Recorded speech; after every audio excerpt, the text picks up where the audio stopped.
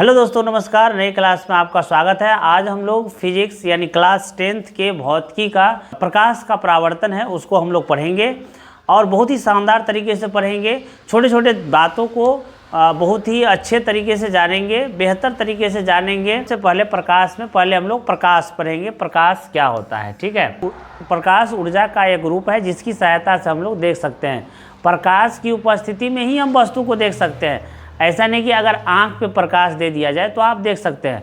जब प्रकाश वस्तु पर पड़ती है तो वस्तु से रिटर्न होकर जब हमारे आँख में प्रकाश आती है तब हम वस्तु को देखते हैं। अब मान लीजिए कि आपके पास एक टॉर्च है। अब टॉर्च अगर आँख पे दीजिएगा तो क्या वस्तु दिखेगा? बिल्कुल नहीं दिखेगा। तो कैसे दिखेगा? आपको जो वस्तु दिखना है उस वस्तु पे आप अगर प्रकाश डालेंगे तब वो वस्तु आपको दिखेगा। इसीलिए प्रकाश की उपस्थिति में वस्तु दिखाई देता है। और प्रकाश किसे कहेंगे? तो प्रकाश ऊर्जा का वह रूप है जिसकी सहायता से हमें वस्तु दिखाई देती है। ठीक है, अब वस्तुएं हमें किस वजह से दिखाई देती है? तो देखिए, वस्तुएं हमें प्रकाश के परावर्तन के कारण दिखाई देता है। अभी बताया आपको कि जब जो भी वस्तु हमको देखना रहेगा उस वस्तु पर हम प्रकाश डालेंगे, फिर वहाँ से प्रकाश क्या होगा? परावर्तित होगा। मान लीजिए कि यहाँ पे हमको एक वस्तु देखना है तो क्या करेंगे? यहाँ से टॉर्च से आपको क्या करेंगे? प्रकाश देंगे। ठीक है, प्रकाश देंगे। यहाँ आँख है तो यहाँ से क्या होगा? प्रकाश यहाँ पर आपतित होगा, परावर्तित होके जब आपके आँख पे आएगा तब आप वस्तु को देख पाइएगा। ऐसा नहीं कि आँख पे अगर प्रकाश दे देंगे तब वस्तु दिखेगा, एकदम नहीं, बिल्कुल नहीं दिखेगा। तो कैसे दिखेगा? जब प्रकाश किसी स्रोत से निकलता है और निकल के वस्तु से टकरा के अब परावर्तन होता है तब हमको वस्तु दिखता है। तो वस्तुएं हमें किस वजह से दिखाई देती है? प्रकाश के परावर्तन के कारण दिखाई देती है। ठीक है, चलिए, इतना बात अगर समझ में आ गया तो हम लोग समझते हैं कि प्रकाश के स्रोत कौन कौन से होते हैं। क्या क्या प्रकाश के स्रोत होते हैं? स्रोत का मतलब होता है कि प्रकाश जहाँ से निकलता है उसको कहेंगे प्रकाश का स्रोत। जैसे बल्ब से प्रकाश निकलता है तो बल्ब हो गया, वहाँ पे प्रकाश का स्रोत हो गया। ठीक है, जैसे आप देखिए पानी का स्रोत की अगर बात करें तो जहाँ से आप पानी निकलता है, मान लीजिए पानी हिमालय से निकलती है तो पानी का स्रोत वहाँ हो जाएगा। जैसे गंगा नदी गंगोत्री से निकलती है तो गंगोत्री क्या हो गया? गंगा नदी का स्रोत हो गया, माने वहाँ से पानी निकलती है। इसी तरह से बल्ब क्या हो गया? स्रोत हो गया। इसी तरह से दिया से प्रकाश निकलता है, दिया क्या हो गया? स्रोत। सूर्य से प्रकाश निकलता है तो सूर्य क्या हो गया? प्रकाश का स्रोत हो गया। मोमबत्ती से प्रकाश निकलता है तो मोमबत्ती प्रकाश का स्रोत हो गया। चंद्रमा से प्रकाश निकलता है तो चंद्रमा क्या हो गया? प्रकाश का स्रोत हो गया। लेकिन चंद्रमा पर अपना कोई प्रकाश नहीं होता है। जब सूर्य की प्रकाश चंद्रमा पर पड़ती है तो वो परावर्तित कर देती है और वो जो हमें दिखता है तब लगता है कि वो चमकता है। ठीक है, ठीक है। तो इस तरह से आप प्रकाश के स्रोत के बारे में समझ गए। क्या होता है प्रकाश का स्रोत? जिस वस्तु से प्रकाश निकलती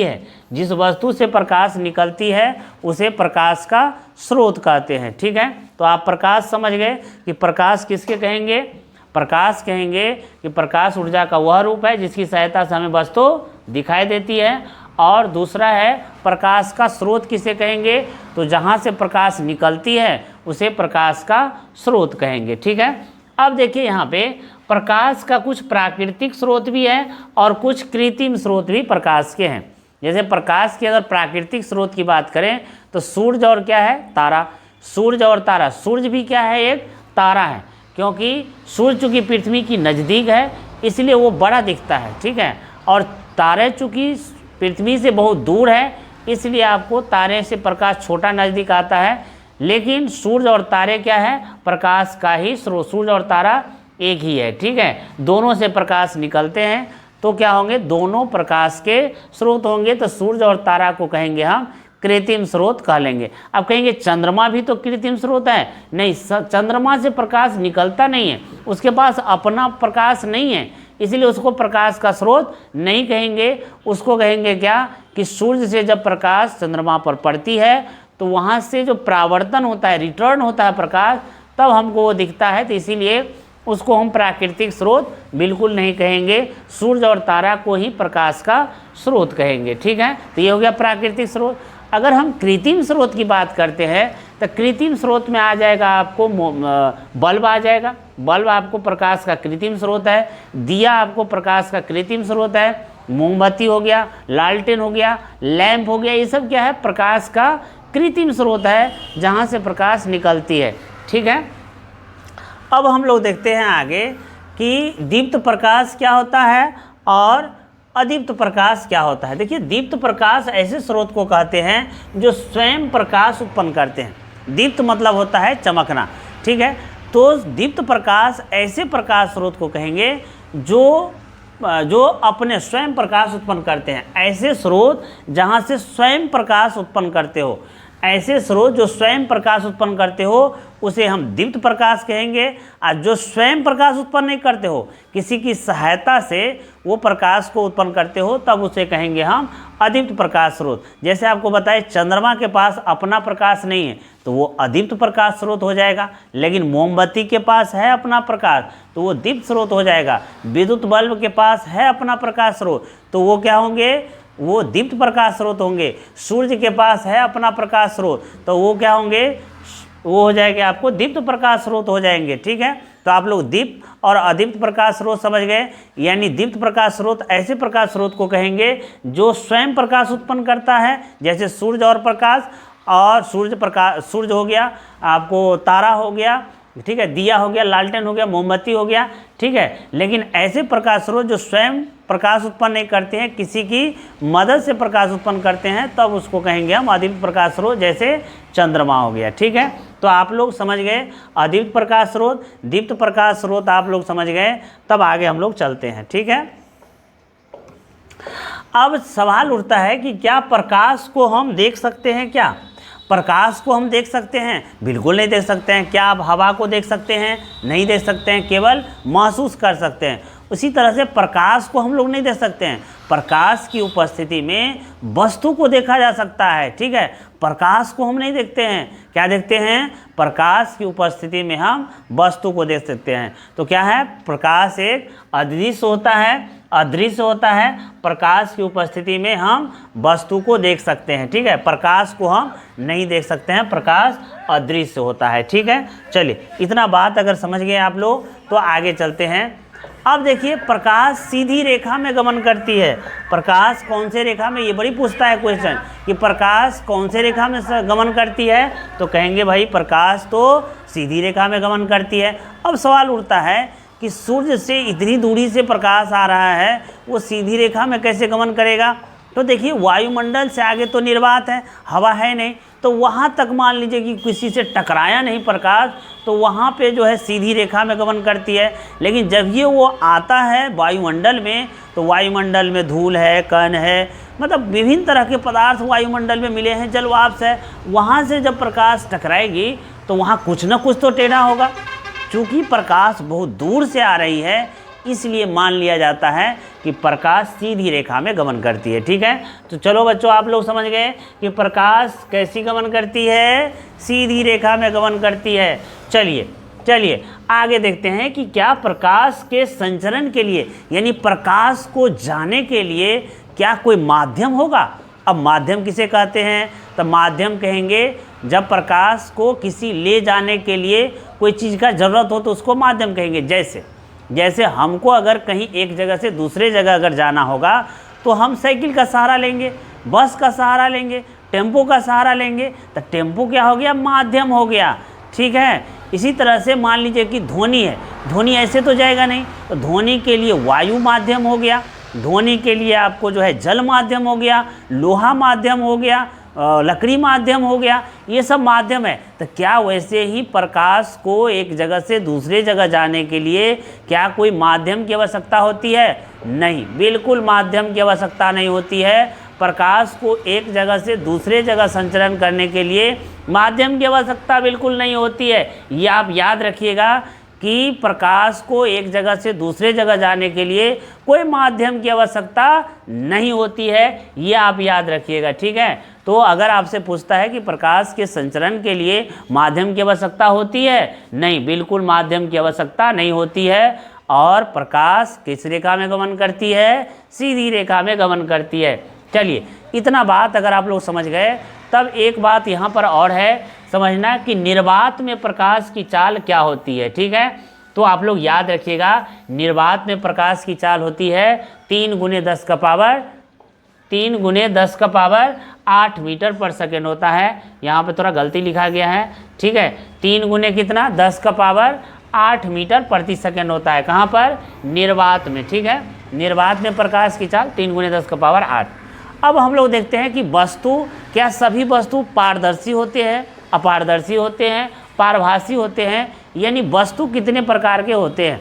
तो देखिए यहाँ पे वस्तु हम लोग 3 प्रकार से डिवाइड करते हैं वस्तु को, जैसे पारदर्शी पदार्थ। ठीक है, अब पारदर्शी पदार्थ किसके कहेंगे? तो ऐसे पदार्थ जिनसे प्रकाश, पूरा का पूरा प्रकाश आर पार हो जाए, आर पार हो जाए। तो ऐसा कौन सा वस्तु होगा जिससे प्रकाश आर पार हो जाए? तो ऐसा हो जाएगा हवा। हवा एक ऐसा पदार्थ है जिससे प्रकाश आर पार हो जाएगा। ठीक है, तो हवा हो गया, पानी हो गया, इससे प्रकाश आर पार हो जाती है। तो जिससे प्रकाश आर पार हो जाए उसे क्या कहेंगे? पारदर्शी पदार्थ कहेंगे। समझ गए होंगे आप लोग। ठीक है, किसे कहेंगे? पारदर्शी पदार्थ जिससे प्रकाश आर पार हो जाए। कुछ प्लास्टिक भी होते हैं, कुछ प्लास्टिक पारदर्शी प्लास्टिक भी होते हैं, कांच भी होते हैं, जिससे प्रकाश आर पार हो जाती है। तो जब प्रकाश किसी वस्तु से आर पार, पूरा प्रकाश अगर आर पार हो जाए तो उसे पारदर्शी कहेंगे। अब सवाल उठता है पारभासी किसे कहेंगे? तो ऐसे पदार्थ जिनसे प्रकाश पूरा पार नहीं हो, आंशिक रूप से पार हो, यानी थोड़ा पार हो, तो उसको कहेंगे हम अपारदर्शी पदार्थ, पारभासी पदार्थ कहेंगे। क्या कहेंगे? जिन पदार्थ से प्रकाश का आंशिक रूप से गुजरता है, यानी प्रकाश का कुछ ही भाग गुजरता है उस पदार्थ से, तब उसको कहेंगे हम पारभासी पदार्थ। जैसे आपको बहुत फेमस एग्जाम्पल है, तेल लगा हुआ कागज़, घर्षित कांच, यानी घर्षण किया हुआ, रगड़ा हुआ, घसा हुआ कांच, और रंगीन कांच की खिड़कियां और पारदर्शी कपड़े भी ऐसे होते हैं जिससे थोड़ा प्रकाश आप जाते रहता है। ठीक है, जैसे आप घर्षित, आप कभी जो ऐना वगैरह है ना, उसका अगर पीछे वाला जो कलई वाला भाग होता है, पीछे वाला जिससे चेहरा देखते हो, वो नहीं, पीछे वाला जो जिसमें चेहरा देखते हो तो चिकना रहता है, पीछे वाला भाग रंगा हुआ रहता है। ठीक है, तो वो वाला भाग अगर खरोच दीजिएगा ना, तब आप चेहरा देखिएगा कैसे दिखता है, आपको एकदम धुंधला दिखता होगा, क्योंकि उसमें से प्रकाश कुछ पार कर जा रहा है, कुछ प्रकाश पार कर जा रहा है। ठीक है, तो चलिए उसको कहेंगे हम पारदर्शी पदार्थ कहेंगे। ठीक है, पारभासी पदार्थ कहेंगे। ठीक है, चलिए आगे देखते हैं हम लोग कि अपारदर्शी पदार्थ किसे कहेंगे। तो ऐसे पदार्थ जिनसे प्रकाश न जाए, ऐसे पदार्थ जिनसे प्रकाश नहीं गुजरता है, उसे क्या कहेंगे? अपारदर्शी पदार्थ कहेंगे। क्या कहेंगे? अपारदर्शी पदार्थ कहेंगे। ठीक है, जैसे हो गया लकड़ी का बक्सा, धातुपात, पत्थर। ठीक है, आप गत्ता रख दीजिए, गत्ता से भी प्रकाश पार नहीं करेगा, तो उसको कहेंगे हम अपारदर्शी पदार्थ। तो आप लोग समझ गए होंगे कि पारदर्शी पदार्थ किसे कहते हैं, अपारदर्शी पदार्थ किसे कहते हैं। ठीक है, अभी हमने क्या क्या पढ़ा दिया? प्रकाश पढ़ा दिया, प्रकाश कैसी गमन करती है। ठीक है, प्रकाश के लिए माध्यम होगा कि नहीं, प्रकाश को हम देख सकते हैं कि नहीं, निर्वात में प्रकाश की चाल क्या है, पारदर्शी पदार्थ, अपारदर्शी पदार्थ और पारभासी पदार्थ, सारे बहुत ही महत्वपूर्ण है ये सब ऑब्जेक्टिव के लिए। ठीक है, अब हम देखते हैं कि किरण क्या होती है। किरण क्या होता है? किरण तो किसी स्रोत से निकलने वाली प्रकाश किरण को प्रकाश का किरण कहते हैं। ठीक है, किसी स्रोत से निकलने वाले प्रकाश को क्या कहते हैं? किरण कहते हैं। जैसे आप लोग मैथमेटिक्स में पढ़े होंगे कि किरण किसको कहते हैं, तो जिसका एक बिंदु अंत बिंदु हो और दूसरा क्या होगा? बढ़ते रहे, अनंत तक बढ़ते रहे, उसको क्या कहेंगे? किरण कहेंगे। जैसे मान लीजिए कि ये बल्ब है, ठीक है, और बल्ब से प्रकाश आ रही है, तो यहाँ ये हो गया अंत बिंदु, और यहाँ से ये जब तक इसका ऊर्जा का लॉस नहीं होगा, रूपांतरण नहीं हो जाएगा किसी में, तब तक ये बढ़ते रहेगा। ठीक है, तो ये हो गया किरण। किरण क्या होगा? किसी स्रोत से निकलने वाली प्रकाश को, किरण को क्या कहेंगे? प्रकाश का किरण कहते हैं। अब बहुत सारे किरणों को मिला देंगे तो किरण पुंज हो जाएगा। बहुत सारे प्रकाश की किरणों के समूह को क्या कहेंगे? किरण पुंज कहेंगे। ठीक है, चलिए आगे देखते हैं, प्रकाश के किरण को 3 भागों में बांटा गया है। 3 प्रकार के होते हैं। कौन सा? समांतर किरण पुंज। मान लीजिए कि प्रकाश का किरण अगर इस तरह से आ रही है तो इसको कहेंगे समांतर किरण पुंज। ठीक है, समांतर किरण पुंज यानी जब प्रकाश किरण पुंज की प्रत्येक किरण समांतर होती है तब उसे कहेंगे समांतर प्रकाश पुंज कहेंगे। ठीक है, आगे देखिए, अभिसारी प्रकाश पुंज किसे कहेंगे? ठीक है, अभिसारी किसे कहेंगे? तो चलिए अभिसारी कहेंगे जब प्रकाश की किरण पुंज प्रत्येक किरण किसी एक बिंदु पर क्या हो जाए? मिलती है, एक बिंदु पर मिलती है। जैसे देखिए एक बिंदु है और एक ही बिंदु पर आके प्रकाश ऐसे मिल गया, एक बिंदु पर मिल गया, एक बिंदु पर मिल गया, तब इसको कहेंगे अभिसारी कहेंगे। क्या कहेंगे? अभिसारी। और अगर समांतर हो गया बहुत सारे किरणें अगर समांतर हो गया तब क्या कहेंगे इसको? तब कहेंगे समांतर किरण पुंज। ठीक है, और अगर एक बिंदु से निकलता हुआ प्रतीत हो, ऐसा प्रतीत हो कि बहुत सारे प्रकाश एक बिंदु से निकल रही है, तब क्या कहेंगे इसको? अपसारी। अपसारी कहेंगे, अपसारी किरण पुंज कहेंगे। अपसारी मतलब होता है छितरा जाना, तो इसको कहेंगे अपसारी किरण पुंज। मान लीजिए कि आपको अगर कहीं से लाइट आता हुआ प्रतीत हो, मान लीजिए टॉर्च से देखते हैं, टॉर्च से लाइट जब निकलती है तो क्या होता है? छितरा जाता है, इसको कहेंगे अपसारी। ये अप कर देता है, अपसारी कहेंगे, अपसारी किरण पुंज। ठीक है, तो आप लोग समझ गए समांतर किरण पुंज, अपसारी किरण पुंज और अभिसारी किरण पुंज। तब हम लोग आगे पढ़ते हैं। इसका एग्जाम्पल भी आप देख लीजिए। ये कौन सा किरण पुंज है? देखिए ये एक बिंदु से निकलती है तो ये अपसारी हो गया। ये समांतर है एक दूसरे के तो समांतर किरण पुंज। और देखिए ये एक बिंदु पर आकर मिलती है तो इसको कहेंगे अभिसारी किरण पुंज। चलिए इतना बात आप लोग अगर समझ गए तो हम लोग चलते हैं आगे। ठीक है, अब देखते हैं प्रकाश के परावर्तन के कितने नियम है। तो प्रकाश के परावर्तन के 2 नियम है। ठीक है, प्रकाश के परावर्तन के कितने नियम है? 2 नियम है। ठीक, पहला है कि आपतन कोण, पहला है आपतित किरण, परावर्तित किरण और आपतन बिंदु पर डाला गया अभिलंब तीनों एक ही तल में होते हैं। अब आप समझिए, आप कहेंगे कि ये आपतित किरण क्या होता है? तो जो किरण स्रोत से निकल के किसी वस्तु पर टकराती है उसे कहेंगे आपतित किरण। जैसे देखिए यहाँ स्रोत से आ रही है किरणें और ये आके एक बिंदु पर यहाँ पर टकराती है तो इसको कहेंगे क्या? इसको कहेंगे आपतित किरण कहेंगे। ठीक है, इसको क्या कहेंगे? आपतित किरण कहेंगे। ठीक है,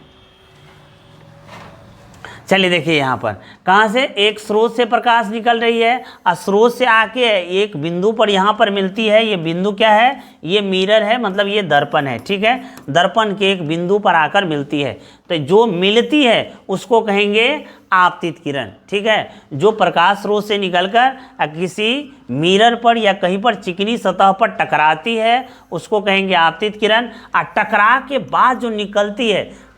के बाद जो निकलती है उसको कहेंगे परावर्तित किरण। तो देखिए आपतित किरण, परावर्तित किरण और आपतन बिंदु जहाँ पर ये टकराती है वहाँ से एगो लंब खींच देंगे 90 डिग्री तो ये हो जाएगा अभिलंब हो जाएगा। क्या हो जाएगा? अभिलंब हो जाएगा। तो आपतित किरण, परावर्तित किरण, आपतन बिंदु पर डाला गया अभिलंब तीनों एक ही तल में होता है, यानी एक ही साइड होता है।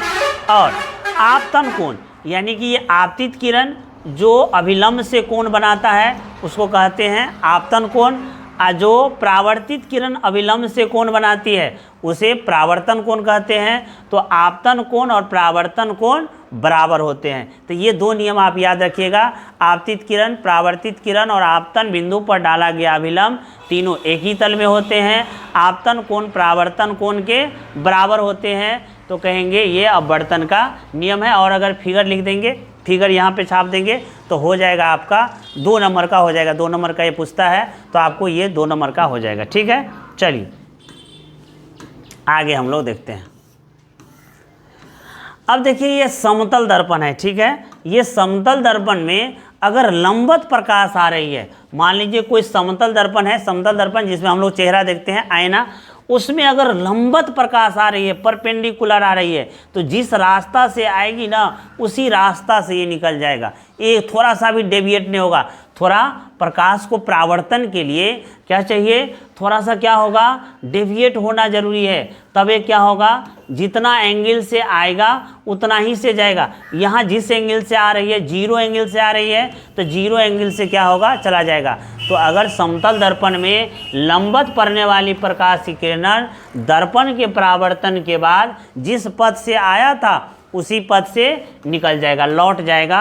तो अगर कहेगा कि समतल दर्पण में पड़ने वाली लंबवत प्रकाश की किरणें का आपतन कोण और परावर्तन कोण कितना होगा, तो क्या लिखेंगे, 0 होता है। ठीक है, तो आज के लिए इतना ही रहने देते हैं। अगर आपको क्लास अच्छा लगा होगा तो आप लाइक और सब्सक्राइब जरूर कर लीजिए। ठीक है।